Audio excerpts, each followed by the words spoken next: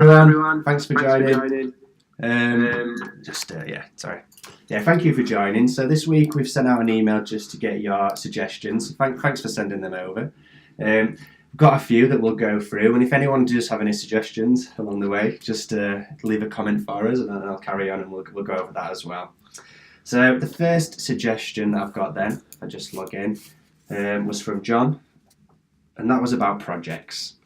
So I'll go over that briefly for you here. So you'll notice at the top of the screen you've got lots of different icons, and one of those icons is named projects. Now if you haven't clicked in for this before, just have a click, and what you'll see is we've got a folder structure.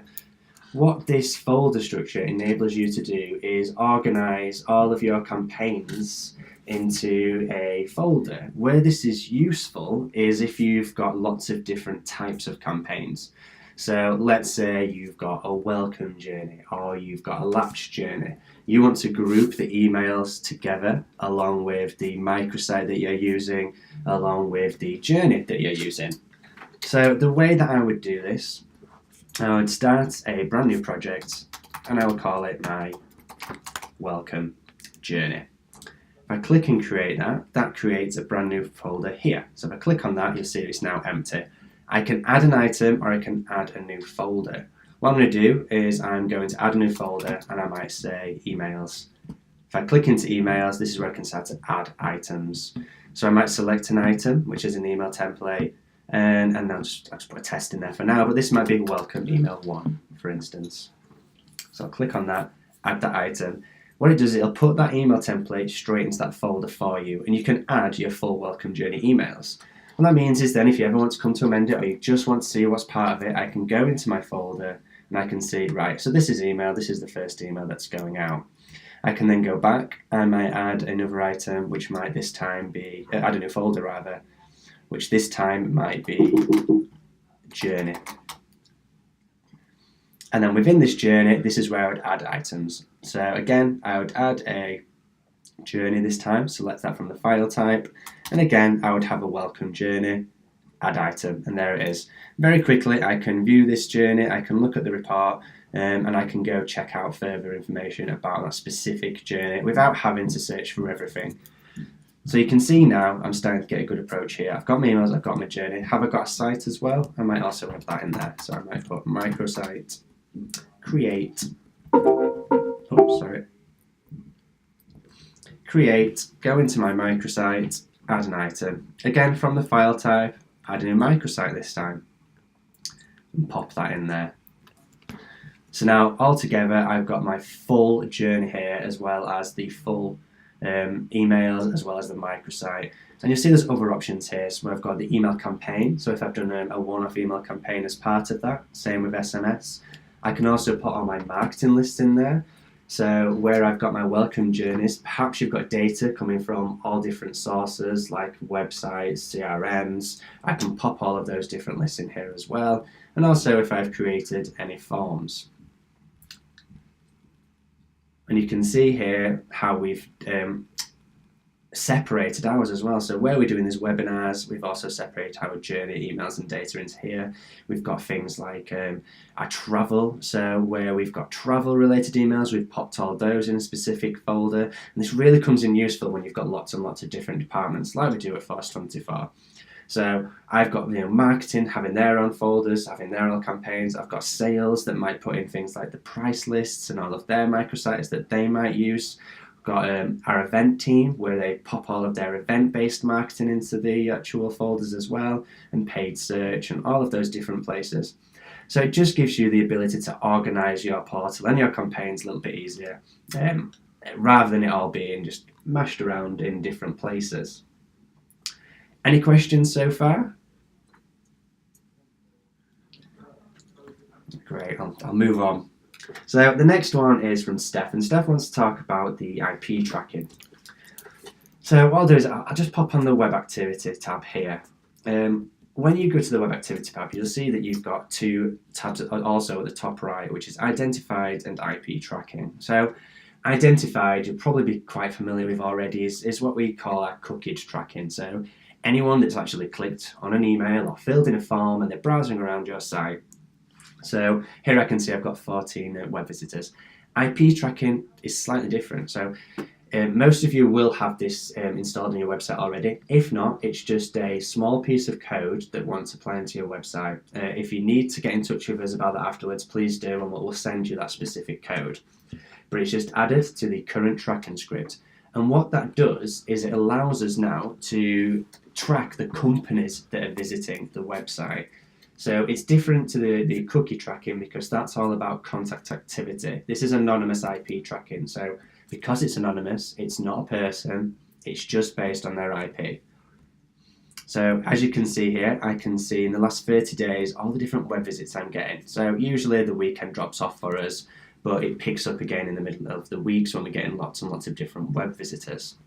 And if I scroll down to IP tracking, here I can see the list of companies that are actually looking at our website. I can see all of their page visits, whether or not they're high value and goal URLs, which is what we can set in the settings. So high value might be like our case study pages, and a goal URL, that might be a thank you page. And also when their last activity was. So you can see all of those companies here. So I've got Force24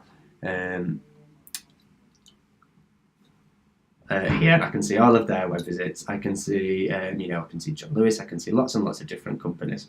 So if I click then on View Report, what I can do now is I can see who those contacts are. So if I've got a contact in the system, it will match them to this company.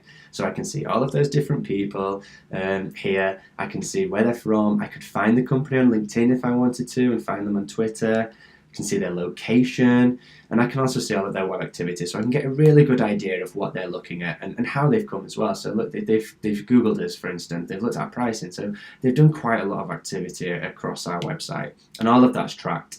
Again though, this isn't a specific person trackable, it's just a company at the minute. What's the really cool feature about this is if someone does fill in a form, we can then track all that activity back to that contact.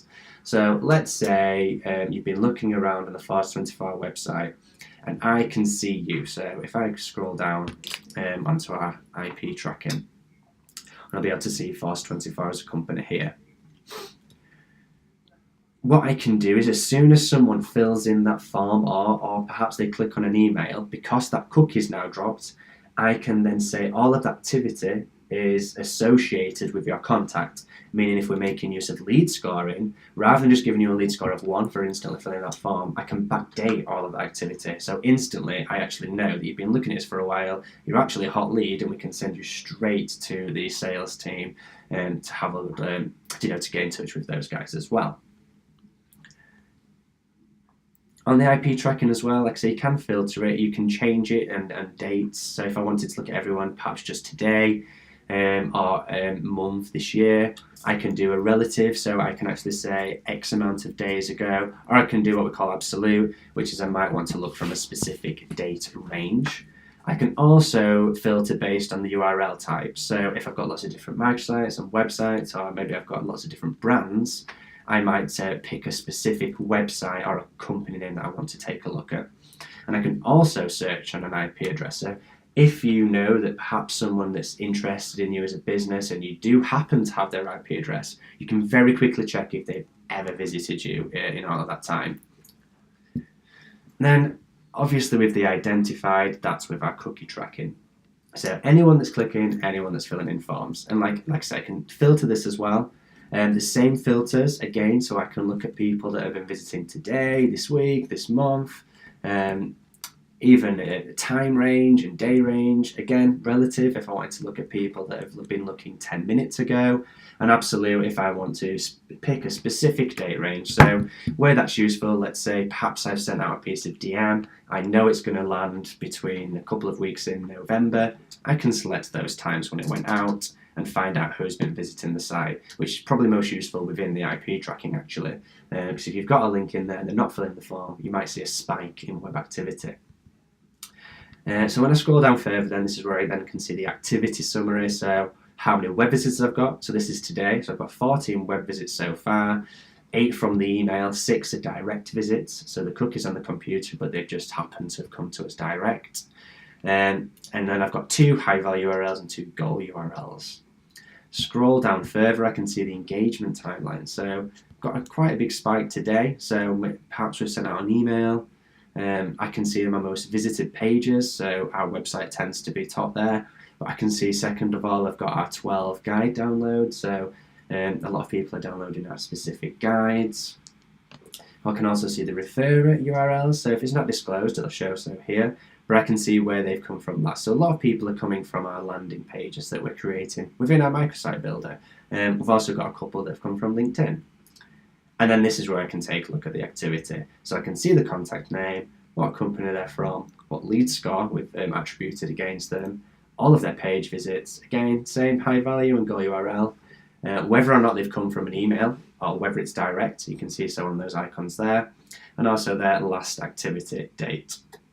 If I scroll down, I can take a look at all of those people, and clicking View Report will take me to that contact page. So you can see Adam Oldfield here. Obviously, he's got quite a high score because he's quite, he's internal. He's got quite an active presence on our website. But this is when you can take a real good look into the contact. So I can see that Adam is actually subscribed to everything. I can see what he's subscribed to from our preferences. So we've on our preferences, rather than just blanket unsubscribing, we've put guides and case studies out there, so I can see you subscribe to all of those. I can also see all of the contact details we've got within the platform about Adam. So anything that we're pulling through from forms, all of that's in there. So I can see that we've enhanced our data against that contact quite a lot. And if I do spot anything or need to edit it, I can just very quickly click the edit icon and edit that contact right here and now. And scroll down further, I can also see all of the lists that he's attributed to. You can see there's quite a lot. And I always say this, don't be scared to create as many lists as possible, because you exist once as an email address. But if you've got more lists, you're clearly just segmenting your data more. So please go ahead and create as many as you can. And I can also see his location. So Adam's quite clearly got his work address as his location, and I can see where that is. But the cool bit is the activity tab. So here I can see where he's mainly looking at our emails. So he's mainly on a desktop, suggests he might be office-based. I can see what he's using. So he's using Firefox as his main browser, when he's engaging with us, and also all of his campaign history. So Monday and the 4th, he's received email 1 and he opened it at 11:52. And I can also view that at work, so I know exactly what he's done. Scroll down further, I can see that he's opened our best practice guide as well, and this one is actually clicked. So I can see there he's gone to our guide and he's actually requested demo as well. And further down the line I can see his website visits. So today he's gone to our productivity webinar landing page at 9:10. And he's done a direct visit to that. But what's even more cool is I can see the entire history. So this is where it's quite powerful from the sales team's perspective, because they can go back and see everything they've ever done. So because Adam's interested in the productivity webinar, that can aid the call, and you can hint to knowing what part of the business you're interested in. And I can go right back to his history. So here, from 2016, I can see when he very first started engaging with our website, which obviously here was a direct visit. So there's a wealth of activity against Adam that I can use when it comes to my sales call. Any questions on this section so far? If not, I'll move on to the next section. Okay. So the next one is from Sharon. She wants to know more about hosting PDFs.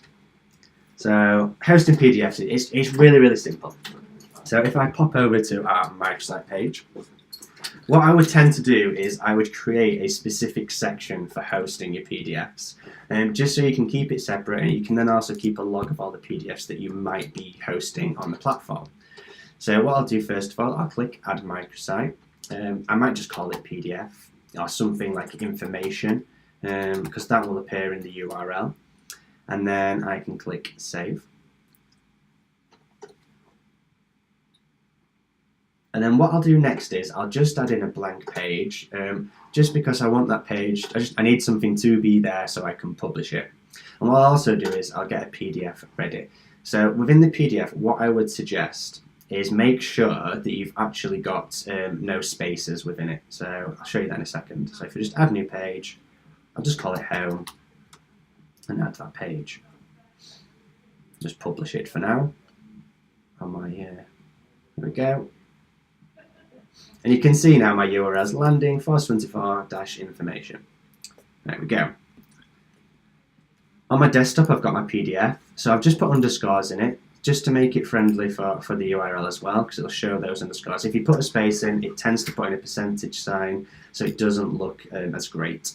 So what I'm going to do now is I'm going to click on these three dots, click Manage Files, and you see it's empty at the minute because we've got nothing on here, but I'm going to add assets, and on my desktop I've got my events PDF. If I open that up, load,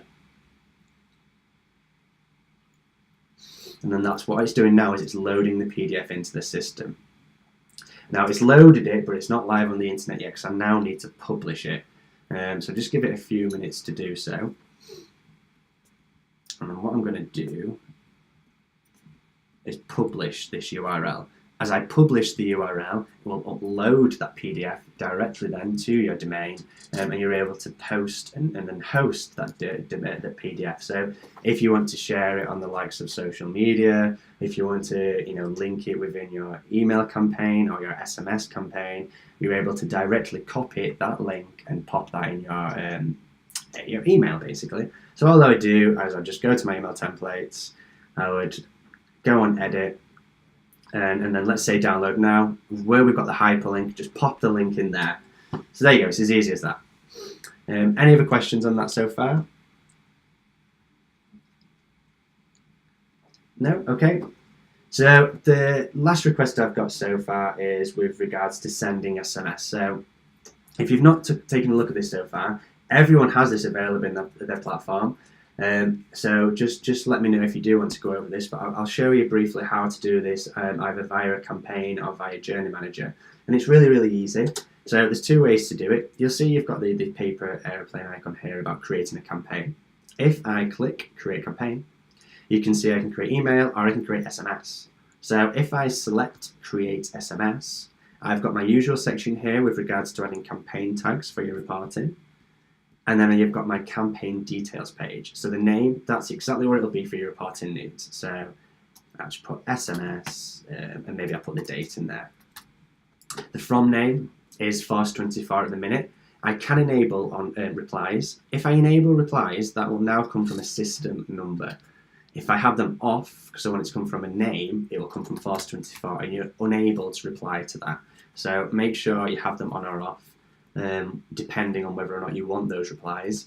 And then it's the same section here when you wanted to send out to a specific marketing list. I can select, and there you go, that's now part of my active marketing list. You've also got some advanced settings here, which is whether or not you want to add in a send filter, but most of the time I would make use of the marketing lists. Click next. This is where I can determine my SMS. So all I need to do is just type in the actual text that I want to go out to my specific database.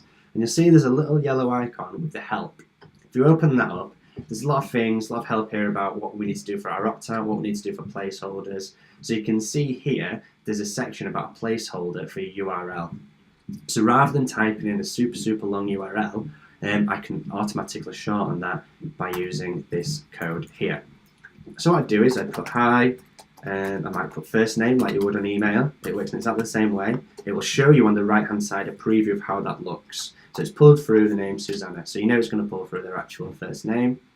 It'd say, hi first name, and please click here. I'll pop in that URL, and you can see automatically how it shortened it here to SMS5. And then I might also say to opt out,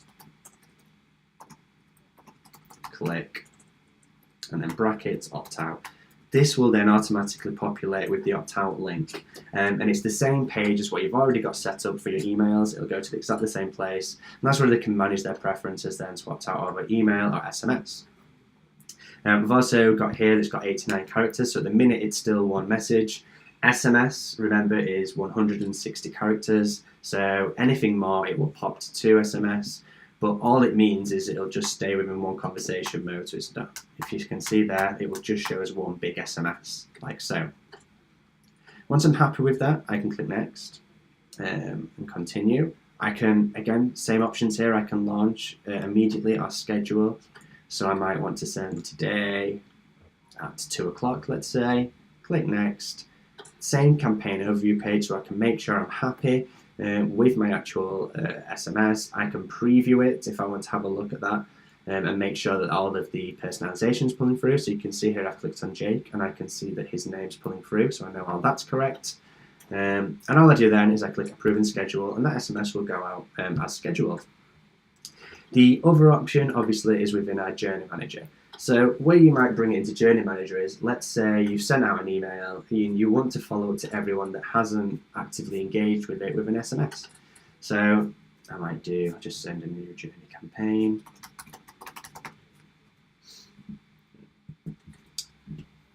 Let's do a start audience. So again, my start audience could just be the marketing list that I've already loaded. Just select one for test for now. I can then set a delay time and say I want it to go out again today at 2 p.m. and click save. And then I'm going to drag across the send SMS. And it's the same before. Look, I've still got the enable replies on or off. I'll just rename this for my reporting needs, so I have it as SMS1. And again, if I want them on, this is where I'm going to enable my replies. And this is exactly the same way. I would just input my SMS, same options as before, and click save. Obviously now within Journey Manager, I've got the same options. I can now say, haven't they clicked? So you can't do opens of SMS, obviously, because it's a little bit different to email. You can't track that, but you can track clicks still. So I might make a decision still after a certain amount of days. And I can say SMS click is SMS1. So much like you would do for the email, you can do that within here as well. Oops, I've done email. There we go. And click save. And if they haven't, I can resend that SMS, or I might do something completely different with them. What's really cool as well is we can do SMS surveys. So if you are enabling replies and you've got them on, your make decision stage might be specific to a reply. So you might say, have they replied to SMS Journey? So if you want them to say yes, if you want them to have a specific reply, you can have all of that in there and then trigger SMS based on that specific reply. So you can build out a full comprehensive SMS journey. Yep, so where can you find those SMS replies? So if you go to the Your Campaigns page, you'll see if I just click on SMS, the replies will go directly into the platform. So if I just take a look at one of our older campaigns and go to the view report, you'll see on the view report, again, it's the same as our email. And you've still got the actual campaign names, everything's very similar. You've still got your clicks, and here you'll see your replies. So you can see I've got 2 replies. If I click on that number 2, it'll automatically download them into a CSV file. And if I open that up, this one's empty, but this one would have in their actual replies. It would have in then all of their contact details as well. So it would just show you exactly what they've replied to, so you're able to dig that out and then action it as needed. And the same would go for when it's part of an automated campaign. So if I went to my automated campaign, if it was part of a journey, I'm not sure we've got an SMS to show you things. Oh, we have. So here we've got our web demo booking where we send out an SMS. I don't think we allow replies on it. Oh, we do. Let's have a look. But it works in exactly the same way.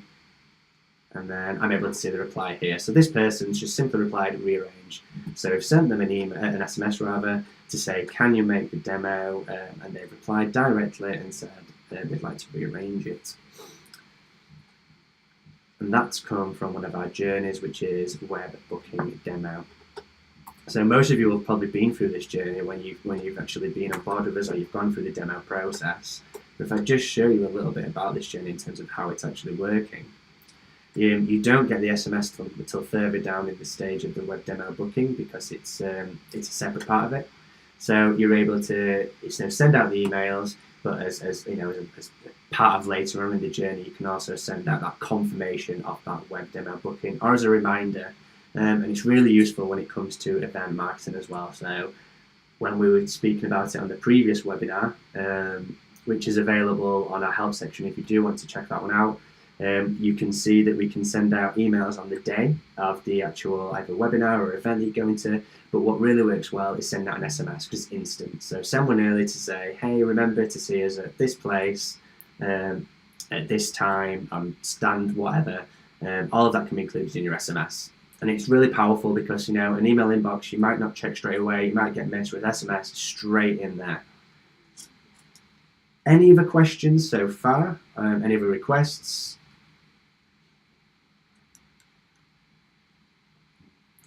No?